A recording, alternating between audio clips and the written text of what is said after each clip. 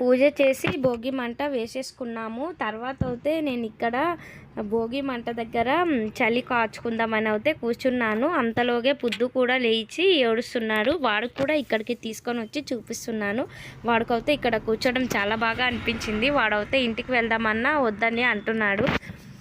ఇక్కడైతే మేము నలుగురమే ఉన్నాము, ఎవ్వరు లేరు, అందరూ పడుకొనే ఉన్నారు. ఇప్పుడు తర్వాత మార్నింగ్కి వాటరు పెట్టుకుందామని అనుకుంటున్నాము. అట్లా కొంచెం మంట తక్కువైనాక పెట్టుకుంటే మార్నింగ్ మనం స్నానం చేసే వరకు అయితే వాటర్ అన్నీ వేడెక్కి మంచిగా ఉంటుంది, ఆరోగ్యానికి కూడా చాలా మంచిది.